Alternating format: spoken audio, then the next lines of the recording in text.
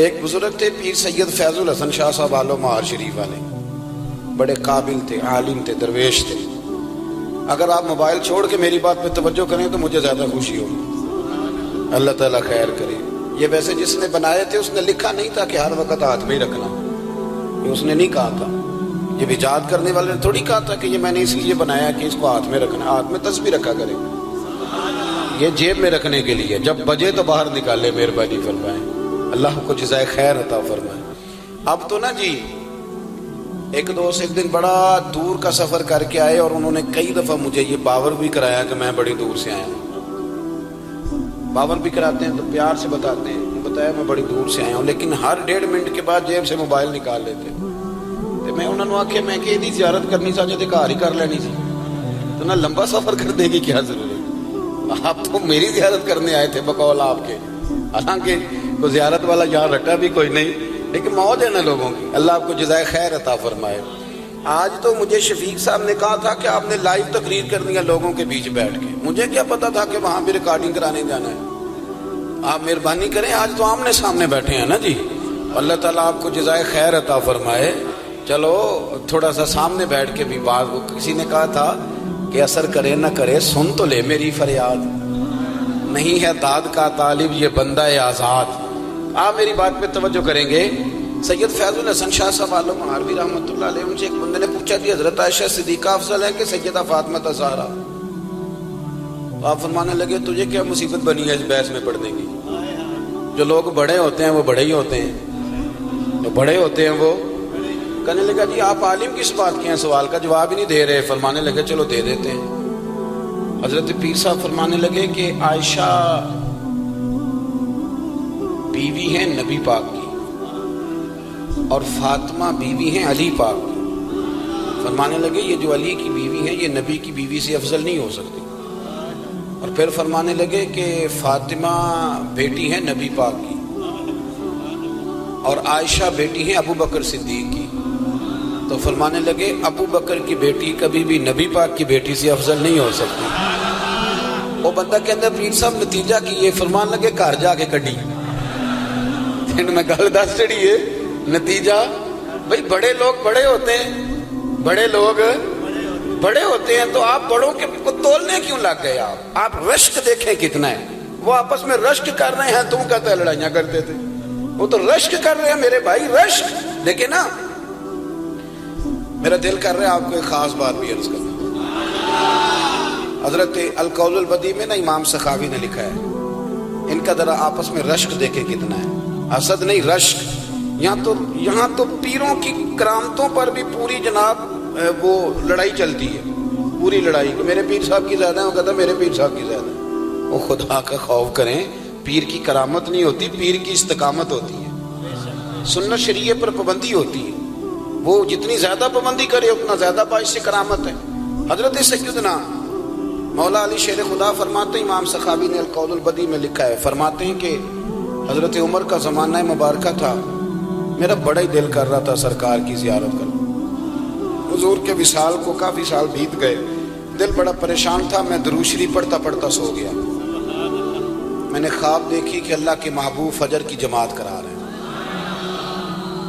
چر ہویا مینوں ترلے لیندیاں کدی موڑ میرے ول واگاں، جے خواب میری وچ ایک بار جے آویں میں ساری عمر نہ جاگاں۔ کہتے ہیں حضور نماز پڑھا رہے تھے فجر کی، 2 صورتیں سرکار نے پڑھی پر بڑا ہی مزہ آیا، بڑا ہی مزہ۔ کہتے ہیں نماز مکمل کر کے نا تو سرکار نے صحابہ کی طرف رخ نور کیا تو ایک صحابی کھجوروں کا ٹوکرا لے کے آئے، یا رسول اللہ تازی کھجوریں پکیاں قبول کریں۔ حضور نے ایک کھجور اٹھائی، صاف کی، کھائی، باقی ایک صحابہ کو بانٹی۔ حضرت علی کہتے ہیں 15-16 صحابہ کے بعد میرا بھی نمبر لگا، کھجور کھائی، کھجور کا نہیں دستے مصطفیٰ کا بڑا مزہ تھا، کہتے ہیں بڑا ہی مزہ آیا۔ ابھی میں کھجور کھا ہی رہا تھا کہ مسجد نبوی میں اذان ہو گئی، مولا علی فرماتے ہیں آنکھ کھل گئی، اٹھ میں گیا پر کھجور کا ذائقہ میرے منہ میں ابھی بھی موجود تھا۔ اب اس پر پورا باب باندھا ہے شاہ عبدالحق الہ آبادی نے، وہ کہتے ہیں کہ حضور جس کو خواب میں کوئی چیز دیتے ہیں وہ حقیقت میں بھی اسے دیتے ہیں، وہ خواب میں نہیں ہوتی، وہ حقیقت میں ہوتی ہے، پورا باب ہے۔ بہرحال عنوان پہ رہنا چاہتا ہوں، حضرت علی فرماتے ہیں میں اٹھا، وضو کیا، سنت پڑھی، مسجد چلا گیا، جا کے صف میں بیٹھ گیا. عمر فاروق آئے جماعت کرانے. کہتے ہیں عمر نے نماز شروع کی تو مجھے جھٹکا تب لگا جب عمر نے بھی وہی صورت شروع کر دی جو خواب میں سرکار نے پہلی رکعت میں پڑھی. میں سمجھا اتفاق ہے، لیکن کہتے ہیں دوسرا جھٹکا جب لگا جب دوسری رکعت میں حضرت عمر نے وہ صورت پڑھی جو حضور نے خواب میں دوسری رکعت میں پڑھی تھی. کہتے ہیں میں اب بڑا پریشان ہوں کہ یہ بات کدھر کی کدھر جا رہی ہے. مولا علی شیر خدا فرماتے ہیں نماز مکمل ہوئی تو کھجوروں کا ٹوکرا بھی آ گیا. فرماتے ہیں اب تو میری حیرت کی حد نہ رہی. حضرت عمر نے ایک کھجور اٹھائی، صاف کی، کھائی، دوسرے صحابی کو، تیسرے کو، چوتھے کو، 15-16 صحابہ کو ملی، مجھے بھی دی. کہتے ہیں کھجور کھائی، مزہ بڑا آیا.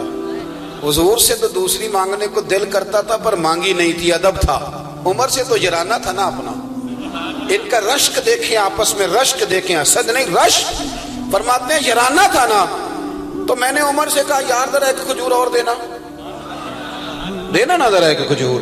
تو کہتے ہیں جناب عمر فاروق نے کھجور اٹھائی، صاف بھی کی، میں سمجھا ملنے لگی ہے، اٹھائی بھی، صاف بھی کی، اور دوسرے صحابی کی طرف ہاتھ بڑھایا، میری طرف دیکھ کے ہلکا سا مسکرائے. فرمانے لگے علی ایسے نہ کر، اگر رات کو نبی پاک سے دوسری لیتا تو میں بھی سویرے تجھے دوسری دے دے. حضور سے دوسری لی نہیں، نبی پاک سے دوسری مانگی نہیں تو میں کیسے دے دوں. خواب میری وچ آیا سی ماہی تو میں وہ دے گل وچ پا لیاں باواں. ڈر دی ماری اکھ بھی نہ کھولا، ڈر دی ماری، میں ڈر دی ماری اکھ کیونکہ آئی یہ رات وصال دیوالی. ربا اے رات مکن نہ دیوی، اے رات مکن نہ دیوی.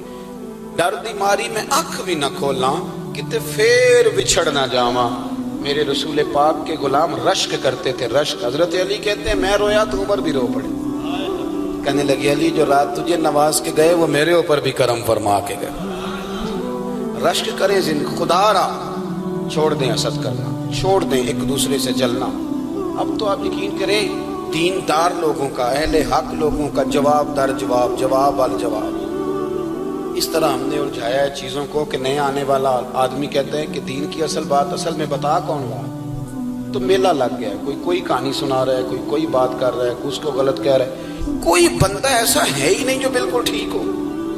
ہمارے حسد نے اتنی تباہی کر دی، کسی کے حق میں خیر والی بات ہو. جب آپ حسد کریں گے تو بے سکون رہیں گے. دوسری بات یہ بے سکون بندہ پتہ کون رہتا ہے. میں نے یہ بھی آیت پڑھی ہے الا بذکر اللہ تطمئن القلوب. اللہ فرماتے ہیں یاد رکھو، خبردار ہو جاؤ، اللہ کا ذکر کرو گے تو دلوں میں چین ہو. پتہ ہے بے سکون کون رہتا ہے؟ جو نتیجہ اپنی مرضی کا مانگتا ہے. عقیدہ توحید اسلامی عقائد کی جان ہے. جب آپ نے کہا لا الہ الا اللہ محمد الرسول اللہ صلی اللہ علیہ وسلم، اس کا معنی یہ ہے کہ اب میں اپنے آپ کو نا اپنے اللہ کے حوالے کرتا ہوں. اب رب غریبی میں رکھے پھر بھی میں راضی ہوں، بیماری میں رکھے پھر بھی راضی ہوں، صحت میں رکھے پھر بھی، اولاد دے تو پھر بھی راضی ہوں، نہ دے تو. سمجھے میری بات؟ یہ توحید ہے. ہم نہ ٹھیک ہونا چاہتے ہیں. دوست اکثر آ کے کہتے ہیں کوئی وظیفہ بتائیں، طبیعت ٹھیک نہیں رہتی تو انہیں کہتے ہیں سورہ فاتحہ پڑھو. کہتے ہیں بڑی دیر سے پڑھ رہا ہوں پر شفا نہیں ہو رہی. تو میں کہتا ہوں پھر آپ اللہ کی رضا پہ راضی ہو جائیں، پھر اللہ کی رضا پہ راضی رہنا بھی تو سیکھو نا، راضی رہنا بھی تو سیکھو.